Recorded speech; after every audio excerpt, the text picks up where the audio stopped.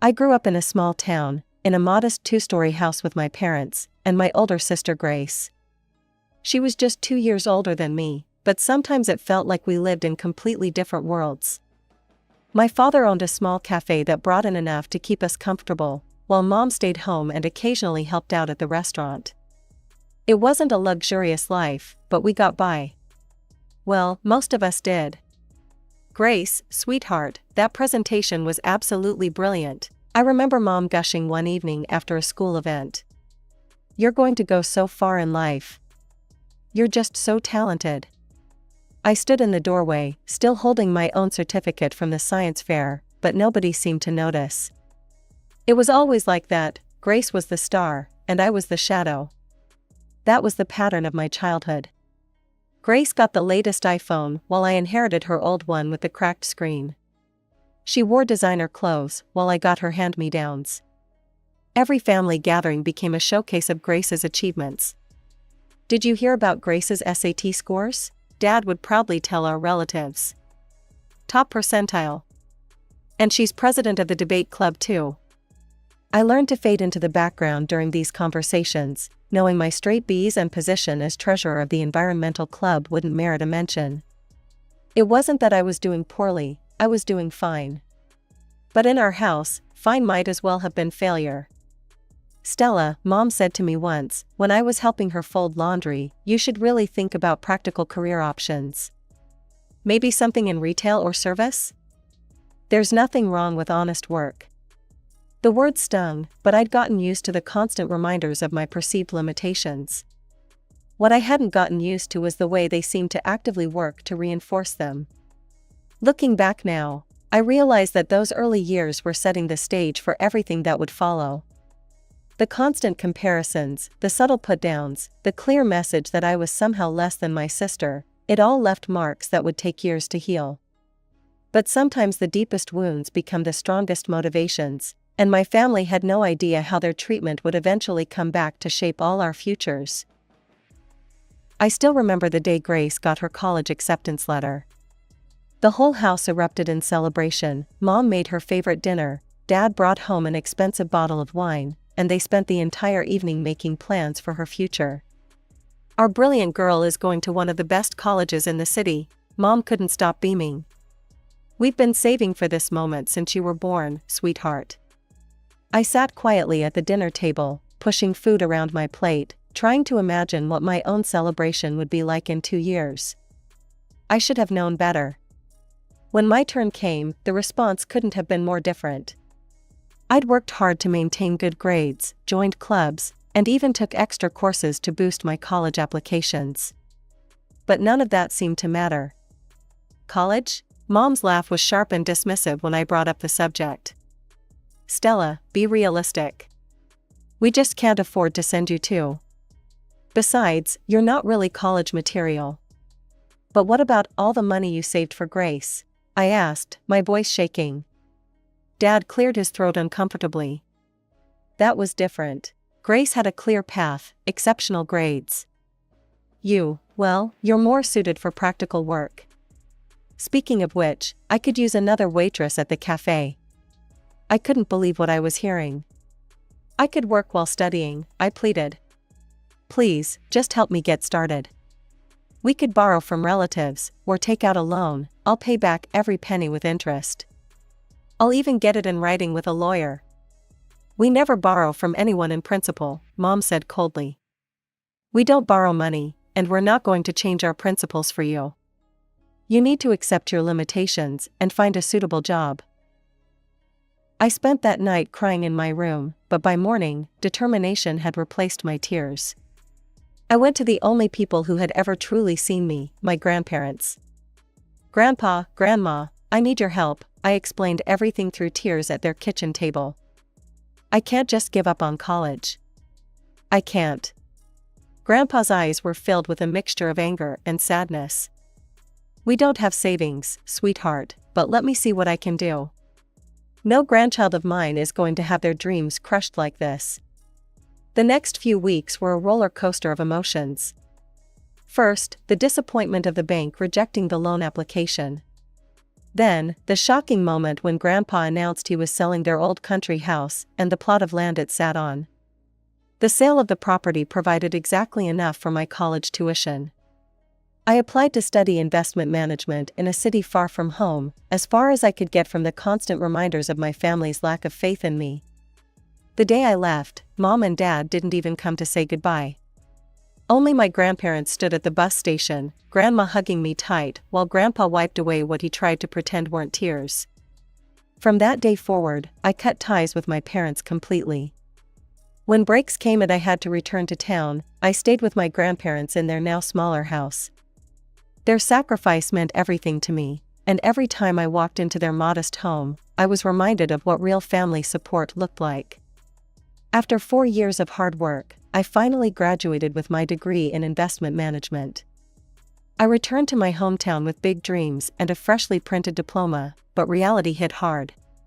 The job market wasn't exactly welcoming to new graduates, and I spent weeks sending out applications without any promising responses. Eventually, I landed a position at a small trading company. It wasn't the prestigious investment firm I'd imagined working for, but it was a start. I found a modest apartment on the outskirts of town, nothing fancy, but it was mine, paid for with my own money. Then came the call I never expected. "Stella?" Grace's voice was sugary sweet on the phone. "It's been ages. You should come over for dinner this weekend. I'd love to catch up."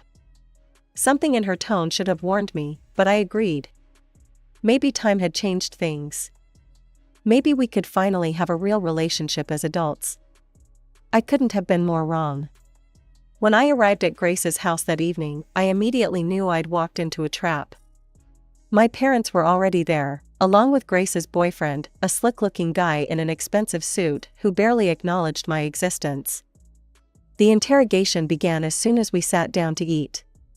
"So, Stella," Mom started, her fork poised midair, "tell us about this job of yours." "I'm working at a trading company," I said, trying to keep my voice steady.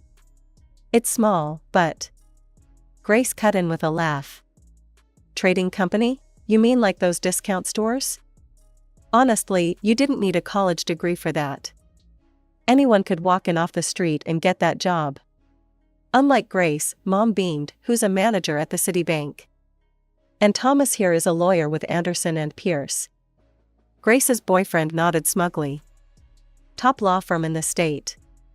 "I told you college wasn't necessary for you, dear," Mom sighed.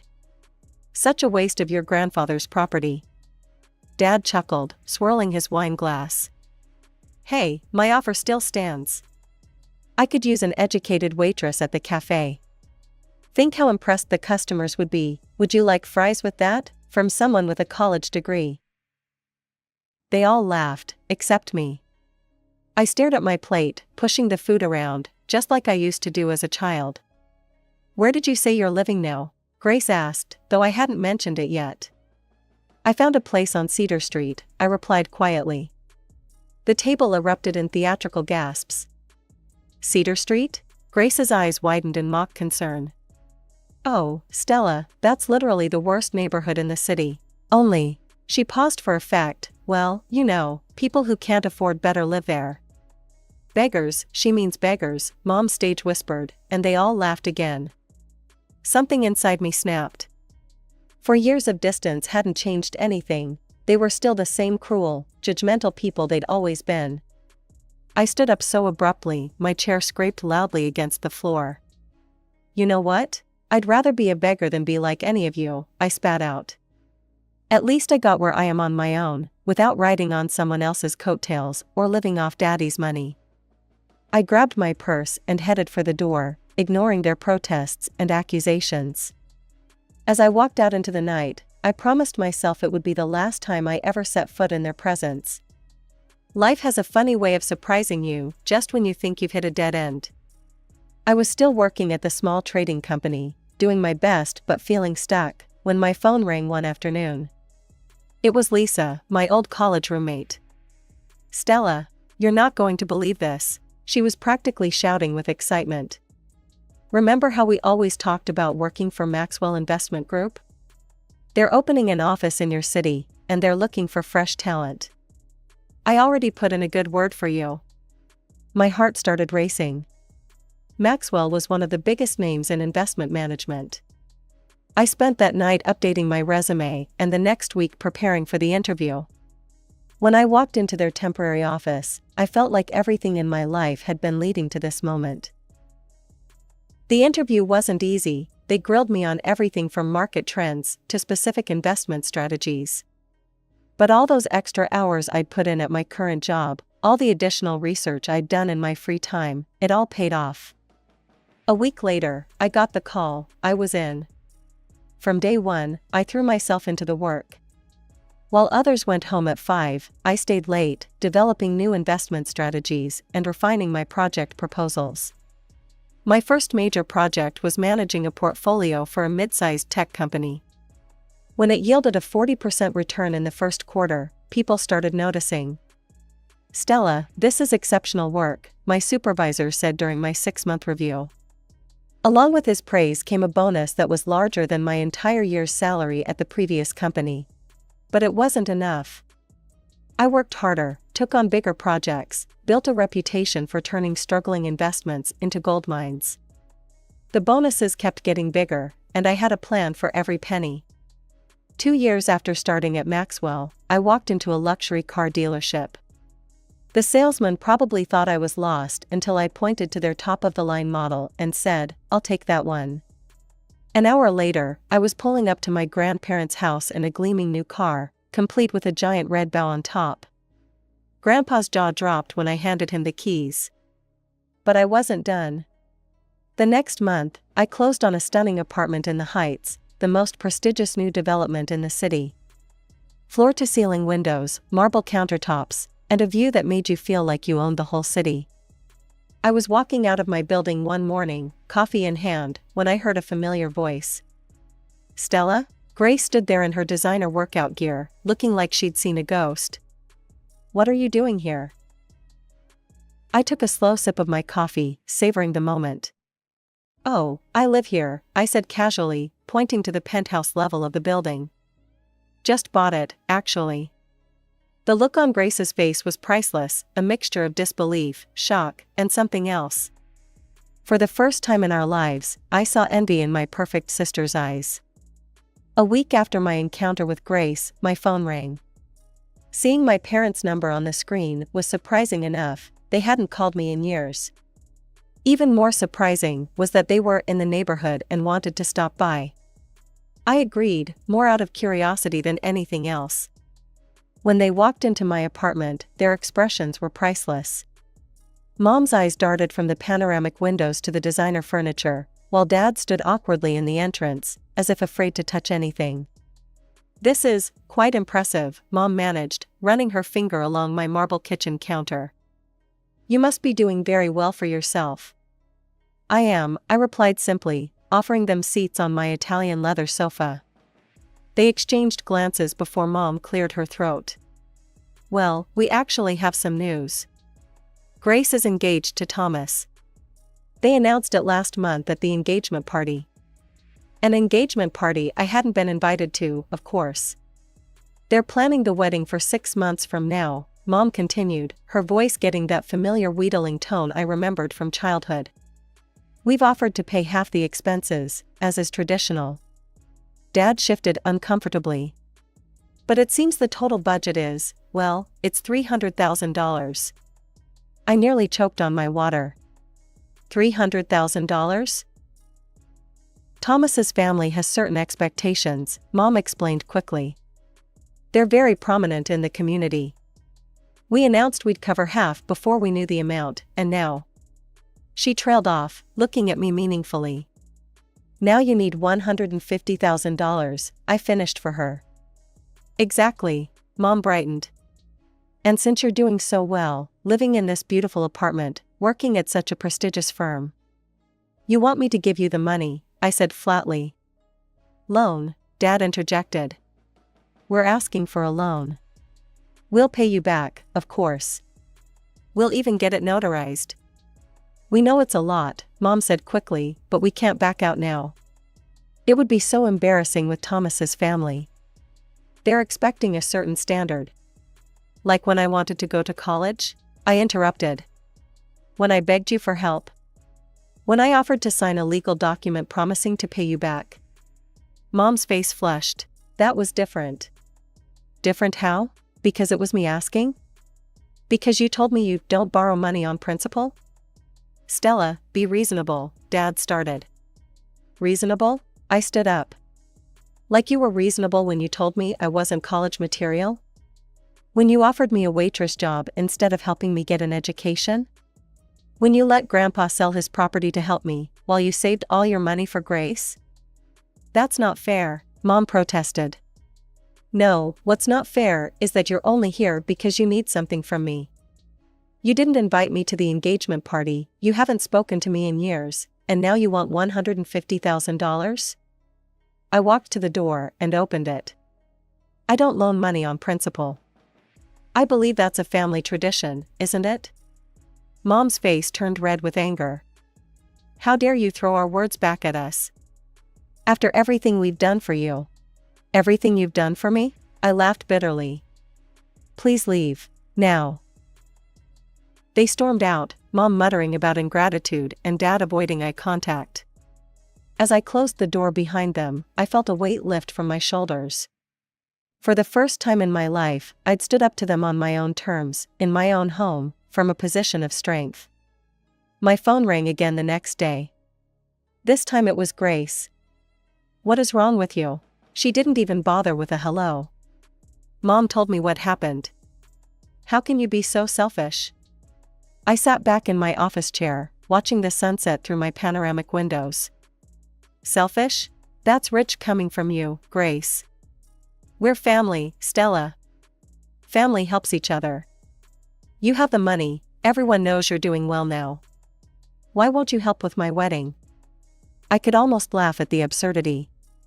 Family? Now suddenly I'm family? What about when I was visiting your house and you all called me a beggar? When you mocked where I lived? When you laughed at my job? Was I family then? That was different, Grace protested. We were just teasing. You're being ridiculous now. No, what's ridiculous is that none of you spoke to me for years until you needed something. If you need money so badly, why don't you ask our parents? They're your real family, after all. They made that clear enough over the years. You bitter, ungrateful bitch, Grace exploded. You think you're so much better than us now with your fancy apartment and your big job?